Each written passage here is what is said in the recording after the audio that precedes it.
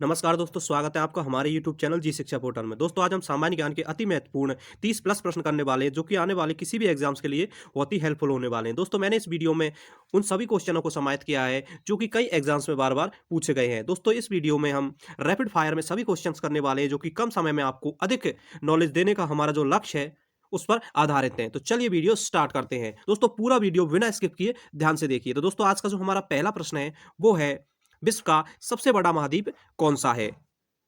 तो इसका जो राइट आंसर होगा दोस्तों वो होगा एशिया। दोस्तों जो एशिया महाद्वीप है वो विश्व का सबसे बड़ा महाद्वीप है। अगर दोस्तों हम एशिया महाद्वीप की बात करें तो जनसंख्या की दृष्टि से और क्षेत्रफल की दृष्टि से और एशिया महाद्वीप पूरे संसार में पहले नंबर पर आता है। अगर संपूर्ण विश्व की बात करें दोस्तों, संपूर्ण विश्व को 7 बड़े महाद्वीपों के अंदर बांटा गया है। तो चलिए बढ़ते हैं अगले प्रश्न की ओर। दोस्तों जो आज का हमारा अगला प्रश्न है वो है, विश्व का सबसे छोटा महाद्वीप कौन सा है? तो दोस्तों इसका जो राइट आंसर होगा वो होगा ऑस्ट्रेलिया। दोस्तों जो ऑस्ट्रेलिया महाद्वीप है वो विश्व का सबसे छोटा महाद्वीप है। दोस्तों अगर हम ऑस्ट्रेलिया महाद्वीप की बात करें तो ऑस्ट्रेलिया महाद्वीप को हम प्यासी भूमि का देश के नाम से भी जानते हैं। और दोस्तों इस महाद्वीप के अंदर जो सबसे बड़ा देश है वो ऑस्ट्रेलिया है, जिसकी राजधानी कैनबरा है। अगर हम ऑस्ट्रेलिया महाद्वीप की बात करें तो इसी के अंदर दोस्तों जो न्यूजीलैंड एक द्वीपीय देश है वो भी इसी महाद्वीप के अंदर शामिल है। तो चलिए बढ़ते हैं अगले प्रश्न की ओर। दोस्तों जो आज का हमारा अगला प्रश्न है वो है, भारत में प्रथम विद्युत रेल कब चली थी?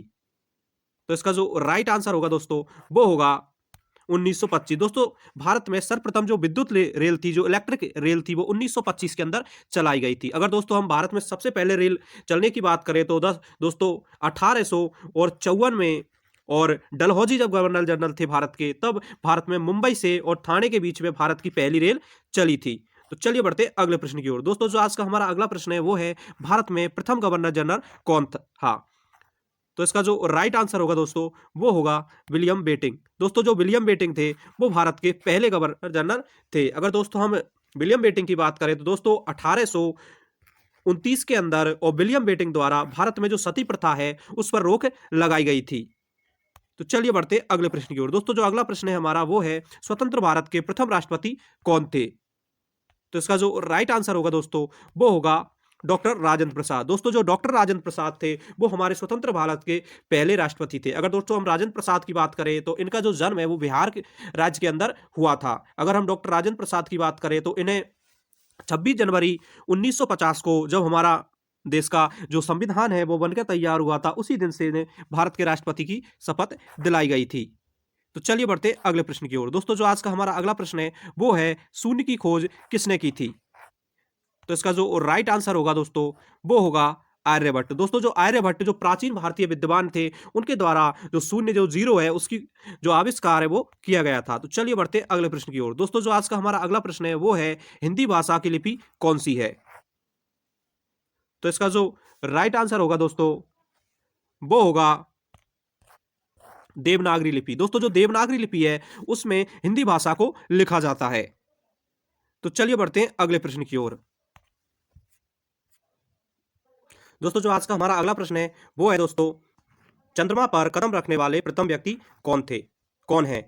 तो इसका जो राइट आंसर होगा दोस्तों वो होगा नील आर्मस्ट्रांग। दोस्तों जो नील आर्मस्ट्रांग जो कि अमेरिकी एक अंतरिक्ष यात्री थे, उनके द्वारा सर्वप्रथम चंद्रमा पर कदम रखा गया था। दोस्तों चंद्रमा पर कदम रखने वाले ये संपूर्ण विश्व के पहले व्यक्ति थी, जो कि अपोलो 11 नामक जो इनका यान था उसके अंदर बैठकर ये गए थे। अगर दोस्तों हम इसकी तारीख की बात करें तो दोस्तों इसकी जो तारीख थी वो 1969 थी। दोस्तों 1969 के अंदर नील आर्मस्ट्रांग और उसके सहयोगी एडवन एल्ड्रिन उन्होंने सर्वप्रथम चंद्रमा पर अपना कदम रखा था। तो चलिए बढ़ते अगले प्रश्न की ओर। दोस्तों जो आज का हमारा अगला प्रश्न है वो है, राज्यसभा सदस्यों का चुनाव कितनी अवधि के लिए किया जाता है?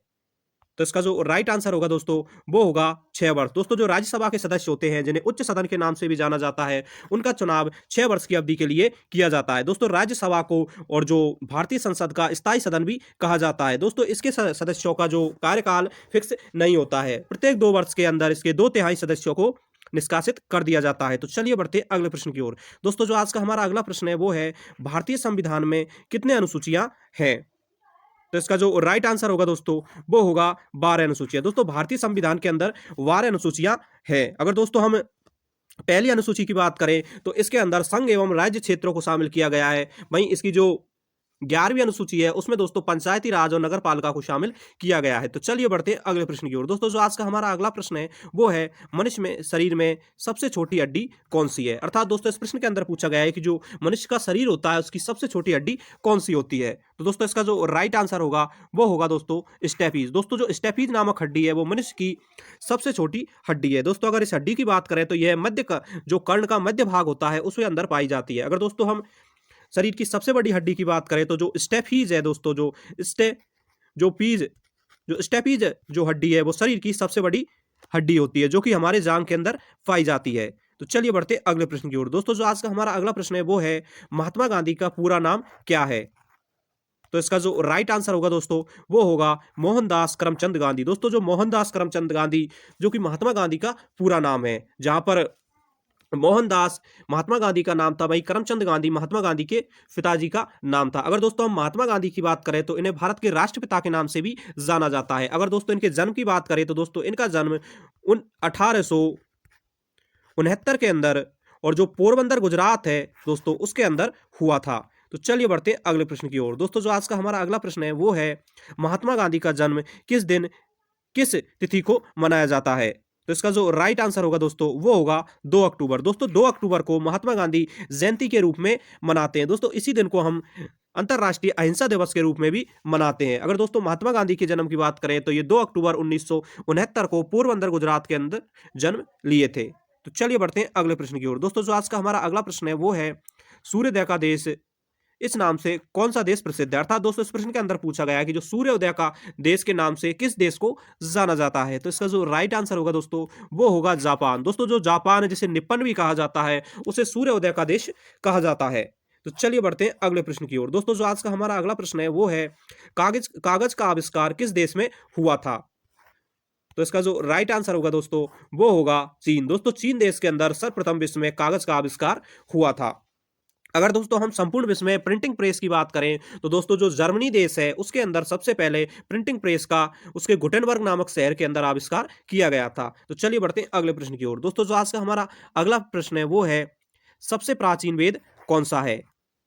तो इसका जो राइट आंसर होगा दोस्तों वो होगा ऋग्वेद। दोस्तों जो ऋग्वेद है वो सबसे प्राचीन वेद माना जाता है।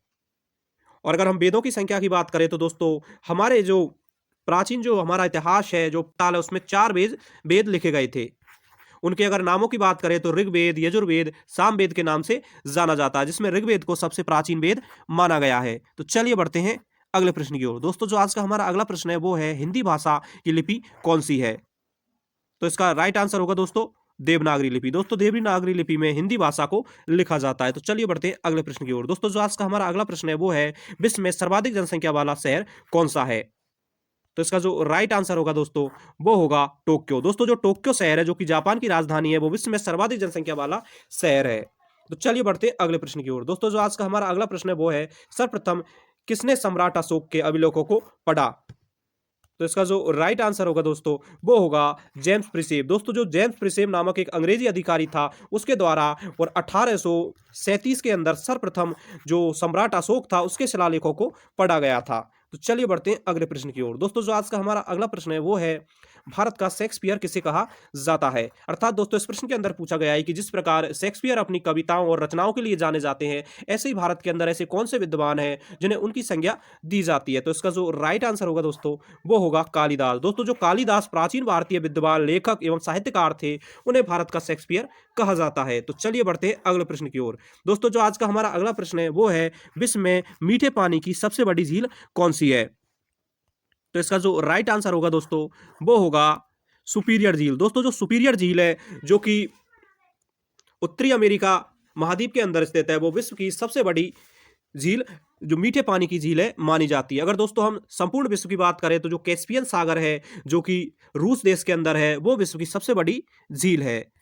चलिए बढ़ते हैं अगले प्रश्न की ओर। दोस्तों जो आज का हमारा अगला प्रश्न है वो है किस ग्रह को सांध्या का तारा कहते हैं। अर्थात दोस्तों इस प्रश्न के अंदर पूछा गया है कि किस ग्रह को जो सांध का तारा अथवा जो भोर मतलब जो शाम के समय का होता है उसे किस ग्रह को शाम का तारा कहा जाता है। अर्थात ऐसा ग्रह जो कि शाम के समय हमें चमकता हुआ दिखाई देता है। तो इसका जो राइट आंसर होगा दोस्तों वो होगा शुक्र ग्रह। दोस्तों जो शुक्र ग्रह है उसे सांझ का तारा कहा जाता है। तो चलिए बढ़ते हैं अगले प्रश्न की ओर। दोस्तों जो आज का हमारा अगला प्रश्न है वो है इंसुलिन का प्रयोग कौन सी बीमारी के उपचार में होता है। दोस्तों इस प्रश्न के अंदर पूछा गया है कि जो इंसुलिन नामक एक हार्मोन होता है उसका प्रयोग किस बीमारी के उपचार में किया जाता है। तो इसका जो राइट आंसर होगा दोस्तों वो होगा मधुमेह। दोस्तों जो मधुमेह रोग है उसके उपचार के लिए इंसुलिन हार्मोन का प्रयोग किया जाता है। अगर दोस्तों हम मधुमेह रोग की बात करें तो जो जब हमारे शरीर के अंदर शर्करा की मात्रा बढ़ जाती है तो ये रोग हो जाता है। अगर दोस्तों हम इंसुलिन हार्मोन की बात करें तो ये अग्नाशय की बीटा कोशिकाओं द्वारा स्रावित किया जाता है। तो चलिए बढ़ते हैं अगले प्रश्न की ओर। दोस्तों जो आज का हमारा अगला प्रश्न है वो है शहीद ए आजम के नाम से कौन जाने जाते हैं। तो इसका जो राइट आंसर होगा दोस्तों वो होगा भगत सिंह। दोस्तों जो भगत सिंह है उन्हें शहीद ए आजम के नाम से जाना जाता है। तो चलिए बढ़ते हैं अगले प्रश्न की ओर। दोस्तों अगला प्रश्न है हमारा वो है तेलंगाना राज्य की राजधानी कौन सी है। दोस्तों हाल ही में जो नवनिर्मित राज्य है तेलंगाना, जिसे दो 2 जून और 2014 के अंदर इसका गठन किया गया, तो उसकी जो राजधानी है उसके बारे में हमसे पूछा गया है। तो दोस्तों इसका जो राइट आंसर होगा दोस्तों वो होगा हैदराबाद। दोस्तों हैदराबाद तेलंगाना की राजधानी है। तो चलिए बढ़ते हैं अगले प्रश्न की ओर। दोस्तों जो हमारा अगला प्रश्न है वो है भारत के किस राज्य का सबसे पहले सूर्य निकलता है। अर्थात दोस्तों इस प्रश्न के अंदर पूछा गया है कि भारत में सर्वप्रथम सूर्य उदय किस राज्य के अंदर होता है। तो इसका जो राइट आंसर होगा दोस्तों वो होगा अरुणाचल प्रदेश। दोस्तों जो अरुणाचल प्रदेश नामक राज्य है जो कि भारत का सबसे पूर्वी राज्य माना जाता है, उसी के अंदर सबसे पहले सूर्योदय होता है। अगर दोस्तों हम सूर्यास्त की बात करें तो सबसे बाद में जो सूर्यास्त होता है दोस्तों वो गुजरात राज्य के अंदर होता है। तो चलिए बढ़ते हैं अगले प्रश्न की ओर। दोस्तों आज का हमारा अगला प्रश्न है वो है दिल्ली भारत की राजधानी कब बनी है। तो दोस्तों इसका जो राइट आंसर होगा वो होगा दोस्तों 1911। दोस्तों 1911 के अंदर और दिल्ली को भारत की राजधानी बनाया गया था। दोस्तों इससे पहले की बात करें तो इससे पहले जो भारत की राजधानी थी वो कोलकाता थी 1911 के अंदर, और दिल्ली दरबार आयोजित किया जाता है जिसमें दिल्ली को भारत की राजधानी बनाने की घोषणा की जाती है। तो चलिए बढ़ते हैं अगले प्रश्न की ओर। दोस्तों जो आज का हमारा अगला प्रश्न है वो है इनकलाब जिंदाबाद का नारा किसने दिया। तो इसका जो राइट आंसर होगा दोस्तों वो होगा शहीद ए आजम के नाम से जाने जाने वाले जो हमारे स्वतंत्रता सेनानी हैं, जो वीर शहीद हैं भगत सिंह, उन्होंने कहा था इनकलाब जिंदाबाद।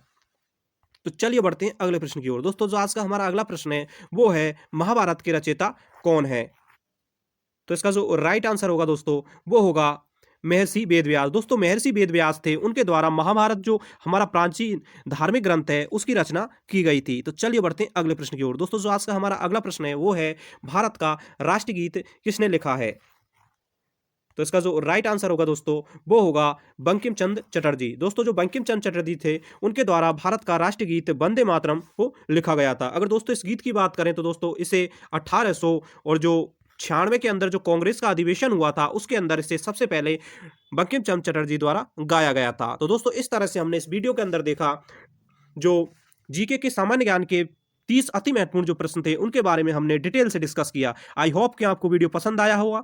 अगर आपको वीडियो पसंद आया तो इस वीडियो को लाइक करें, शेयर करें और हमारे यूट्यूब चैनल जी शिक्षा पोर्टल को सब्सक्राइब करें। दोस्तों इस चैनल पर आपको इसी तरह के और Indian current affair, Indian GK, सामान्य ज्ञान, हिंदी, पॉलिटी, ज्योग्राफी सभी विषयों के shorts video, marathon video provide कराए जाएंगे। तो दोस्तों प्लीज़ हमें सपोर्ट करें और हमारे यूट्यूब चैनल जी शिक्षा पोर्टल को सब्सक्राइब करें, और आपको वीडियो कैसा लगा हमें कमेंट में ज़रूर बताएं। तो धन्यवाद।